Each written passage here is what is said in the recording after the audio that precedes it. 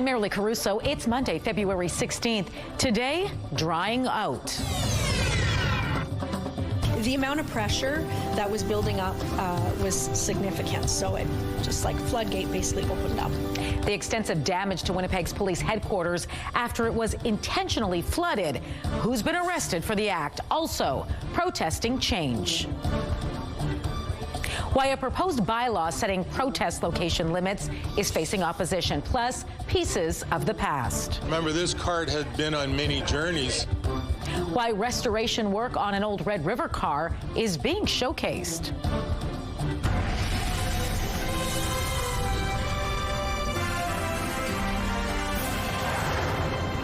Good afternoon. Thanks for joining us.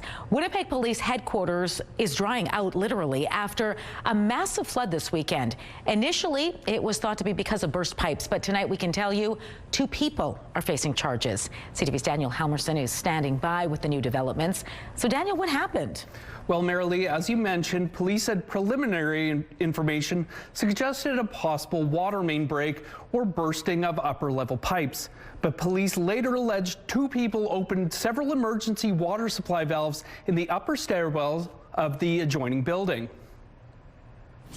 Within minutes, as you can imagine, significant water pressure built up in the pipes and forced water into the stairwells of the tower, which flooded some areas of police headquarters as well. The Winnipeg Fire Paramedic Service attended very quickly, and they were able to secure the compromised valves in the stairways, shut off the water. Unfortunately, the release of this amount of water caused extensive flooding damage.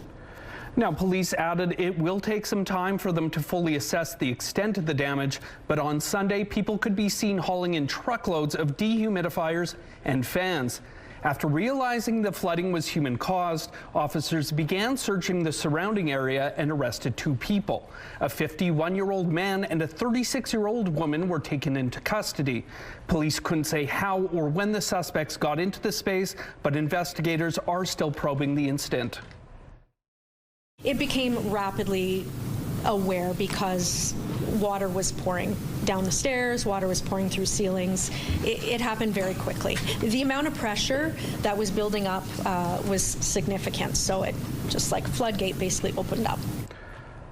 Both of the accused are facing 6 counts of mischief over $5,000. They were released on undertakings. Daniel, is this affecting police operations at all? Well, Marilee, police say that the uniform operations are not affected, but the duty office at 245 Smith Street was closed Sunday and again today. The force says it will be providing daily updates on when the office can reopen, but until then, Winnipeggers can continue to make online reports. All right, thanks for this, Daniel. A person has died and another is in custody following a house fire in West Broadway last week. The city says 2 people were taken to hospital following a fire at a home in the 200 block of Yonge Street Thursday night. One man who was taken to hospital in critical condition has since died. Police have identified him as 68-year-old Gregory George Thomas. Investigators believe the fire was set deliberately. A 40-year-old man is in custody facing 2 charges of arson with disregard for human life. Police couldn't say if there's any connection between the suspect and the victim. Well, it appears the city of Winnipeg might be backing away from a proposed bylaw which would put restrictions on protests. The Safe Access to Vulnerable Infrastructure bylaw would set limits on how close demonstrations could be held around schools, daycares, places of worship, and other designated facilities. Following backlash, though, Evan Duncan, chair of the city's Property and Development Committee, is now recommending against moving forward with the plan. The new bylaw is set to be voted on by the Executive Policy Committee Tuesday. CTV's Jeff Keel will have much more about how this bylaw could hold up in court coming up at 6 o'clock. The Manitoba Children's Museum is at a critical turning point as it faces financially stormy waters, and it's looking to the community to make sure it can steer a secure course forward. I don't think that we have enough places like ours in the community. There's very few places that are designed specifically for young children. The museum is reporting a drop in admissions post-pandemic and says it's struggling to deal with the costly maintenance of the historic building it resides in. Now entering its 40th year of operation, the museum is enacting some belt-tightening measures. It's ending a pilot project which gave free admission to Indigenous attendees, and it's hiking admission rates in order to ensure it can continue to operate in the future. We've had to undertake a number of difficult but important financial, I'd say cost-saving measures, looking at all aspects of the operation to try and tighten things up and save money where we can, including reduction of hours. So in in the summertime, we'd made a difficult decision to close 2 days a week to try and capture some expense back. But we're excited about the 40th year. We want to pivot now and position ourselves to go forward with a renewed call for support. To get out of the red, the museum is hoping to secure more corporate support, establish some partnerships, and collect community donations. It's holding a fundraising event September 18th. And of course, it's hoping Manitobans will come back for a visit. Pet owners in the city's Bridgewater Trails neighborhood will soon have a new place to let their dogs run free. A new dog enclosure is coming to Shahid Bhagat Singh Park on Appleford Gate. In a social media post, area councillor Janice Luke says the fenced-in dog park will be about 1 acre in size and include amenities like benches, trees, and garbage cans. Luke's didn't share an opening date in her post, but says the dog park should be up and running by midsummer. Warmer temperatures over the weekend prompted many families to hit the trails right here in Winnipeg. We're inviting the community to come have some fun in the winter. We've got just about the most beautiful day to come ski, skate, snowshoe. All the equipment's provided for free. There's ski trails in places that people have never skied before. Sunday afternoon, families had the opportunity to ski, snowshoe, and skate right in the Maples on the grounds of Elwick Community School. All of the activities were free to join, and it was put together as a collaboration between Winnipeg Trails, Maple Youth Activity Center, and the City of Winnipeg. It's called the Mobile Ski Library. Winnipeg Trails staff say up to 120 skiers could be accommodated at a time, and many participants were newcomers trying the sport for the first time. The ski trails have been in the most interesting places. We've done them in Amber Trails. We've done them in Amanda Crescent Park here. And I just really love getting skiing into places where it's not where you think. This isn't the Windsor Nordic Center. It's not even St. Vital Park. It's somewhere that's nearby your house. And so that's what I love about this event.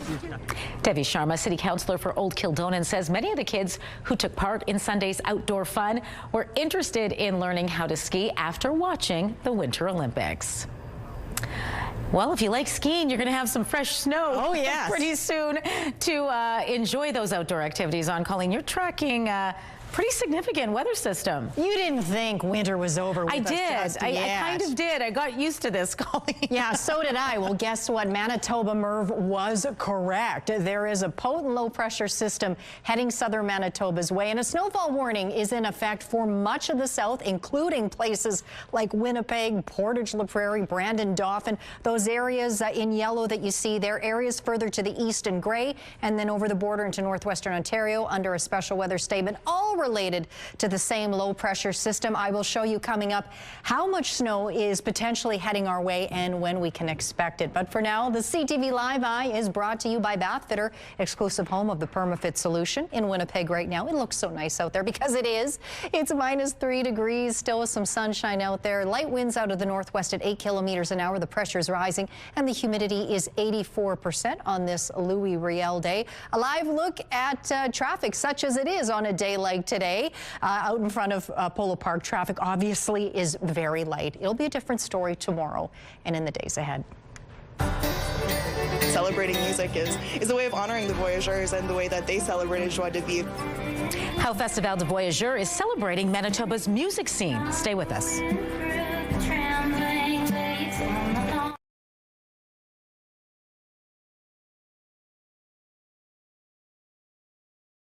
Get Winnipeg's top stories, breaking news alerts, and watch live. Download the CTV News app.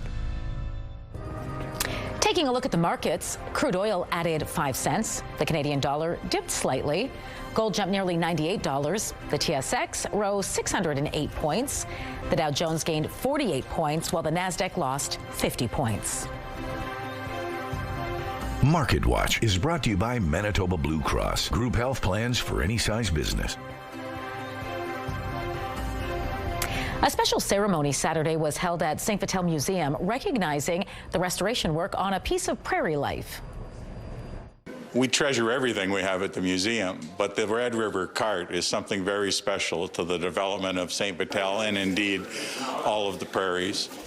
St. Vital Museum President John Hindle says this particular cart was one of 5 used in a reenactment of the 1885 Battle of Batoche in Saskatchewan. Dignitaries from the province and the city of Winnipeg joined Hindle and guests Saturday morning to celebrate the restoration work of an old Red River cart. Carts like the one on display were used primarily by the Métis to transport furs, meats, and everyday items needed 100 years ago, sometimes carrying up to 1,000 pounds. The builder says it took a lot of work to restore this cart after it was brought in, needing some serious TLC. Remember, this cart had been on many journeys and many miles on it. In order to carry that kind of weight and to handle the banging from the prairies, the hills, the gullies, you needed a hardwood. Jerome says he and his wife Kelly spent 200 hours restoring the cart. According to the team, it was first displayed in 2001 and was used in the 2002 North American Indigenous Games. This year's Festival de Voyager has no shortage of Manitoba musicians taking the stage this week. For many performers, the 10-day event is an opportunity to showcase new talent waiting to be discovered. CTV's Joseph Bernacki takes you behind the scenes to capture the melodies. Folks, put your hands together, s'il vous plaît, pour Leaf Rapids! Inside this tent at Festival de Voyager, a mix of roots and Americana chords fill the air. It's beautiful to be invited to be part of this celebration. Carrie Latimer, a Juno Award-winning Winnipeg songwriter, and her band Leaf Rapids are no strangers to the festival stage. On Saturday, the band said they got another chance to do what they love most, entertain crowds of all ages. Music in every situation brings everyone together, maybe brings joy to your heart, and you can maybe leave here feeling a little lighter and better and more connected to the people around you. Stepping outside the tents, a mobile concert trailer welcomes guests to the sound of a fiddle player who's been playing since she was 4 years old. I grew up around a kitchen table with music every weekend, and we had a family friend that was a fiddle player, so I was looking up to him and I just decided that I wanted to play, and I've been playing ever since. On Saturday, Morgan Grace got a chance to perform with her dad inside the Bois à Chanson, a heated music venue on wheels. Grace says she loves the laid-back approach of Festival and striking the bow with family and friends. We don't play super fast, we don't play super fancy, it's just kind of chill and down home. It's awesome, it's so much fun. Festival staff say there are musical styles for everyone to tune in. Performances have become an essential part in what the French call the enjoyment of life. Celebrating music is a way of honoring the Voyageurs and the way that they celebrated joie de vivre, so keeping that spirit alive. Joseph Bernacki, CTV News, Winnipeg. I look at each and every one of you, and I see hope. Why a movie filmed in Manitoba is making a big awards season splash.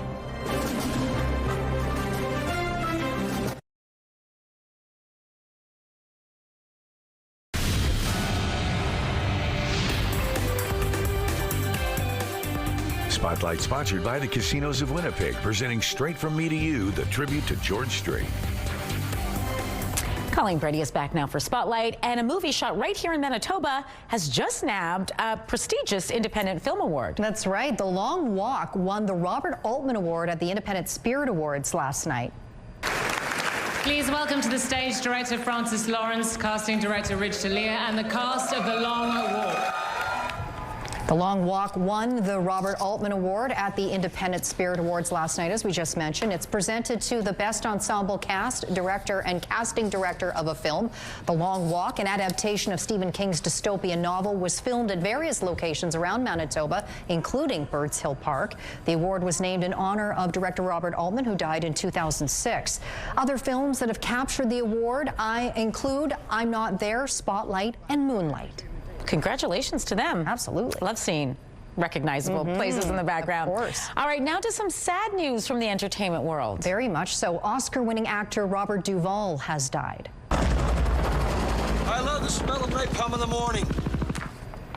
Duvall passed away peacefully in his home in Virginia yesterday, according to his wife. The 95-year-old played in iconic films in his decades-long career. Some top billings include The Godfather 1 and 2, Apocalypse Now, To Kill a Mockingbird, and his Oscar-winning role in 1983's Tender Mercies. Such big hits. You hope to get one of those movies, I'm sure, as an actor in your career. No kidding. His resume is impressive. Very long, yes. Speaking of good movies, moviegoers fell in love with a new take on a literary classic this Valentine's Day weekend. Did they ever? Emerald Fennell's adaptation of Wuthering Heights brought in $34.8 million US across North America. Now that put the film at the top of the box office. Heathcliff is gone. You must accept it. It's followed by animated basketball movie GOAT, which secured $26 million. Heist film Crime 101 debuted in third place with $15.1 million. Influencer and wrestler Logan Paul has just sold a rare Pokemon card. I can't even believe this is real, Colleen. Yeah, I know. For a record-shattering $16.5 million US. It is wild. It's a Pikachu Illustrator card, one of just 39 created for a Pokemon illustration competition in the late 90s. It's over. It's over. $60,492,000. Absolutely insane.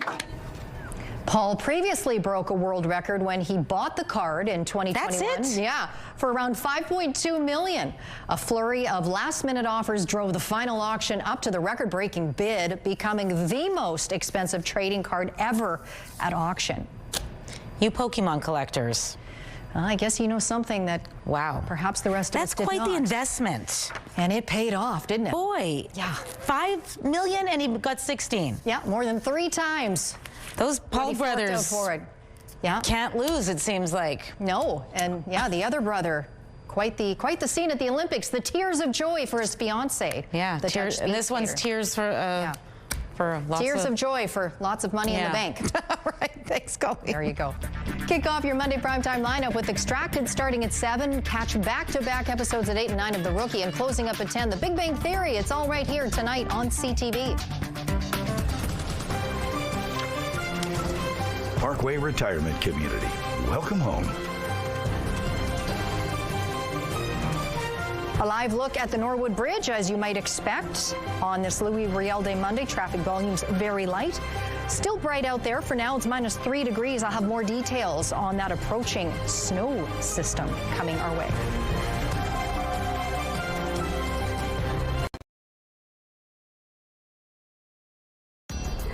Women's clothing provided by R.W. & Company. Salon services provided by S&T Spa Salon.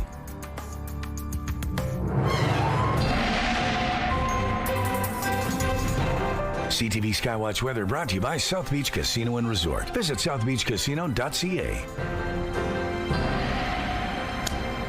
All right, get your shovels ready because...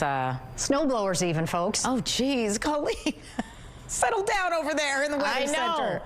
I know. Yeah, I guess break it down. What's headed our way? Well, listen, it's been a good run. We'll just take a moment before it's all over to enjoy this Louis Riel Day here in Manitoba. And on the other side of the border, Family Day in Northwestern Ontario, where it's been even sunnier and just a little bit warmer. All that's changing, folks. There is a low-pressure system that will be heading our way. It will be forming in Montana, the center of that low coming through the Montana area, but it's going to send all kinds of snow northward. So you see these areas lighting up in yellow. So basically most of southern Manitoba, including Winnipeg and Brandon, we could see anywhere in a very generalized sense of 15 to 20 centimeters of snow starting as early as tomorrow afternoon in the southwest, spreading to Winnipeg and the rest of the southeast by the evening, lasting throughout Wednesday and into Thursday, tapering off throughout the day. Now, these areas along the Manitoba Escarpment and in higher terrain in the parkland areas, you could be pushing 30 centimeters of snow. Areas in gray to the east of Winnipeg, back into northwestern Ontario at this point under a special weather statement. But in Manitoba, in places like Pinawa, you're still looking at potentially similar snowfall amounts. Eventually, this is going to get upgraded, I'm sure, to a snowfall warning. But for all intents and purposes, you're getting the same that the rest of us here in the south south is going to get. In northwestern Ontario, not quite as much snow at this point is anticipated, but still several centimeters.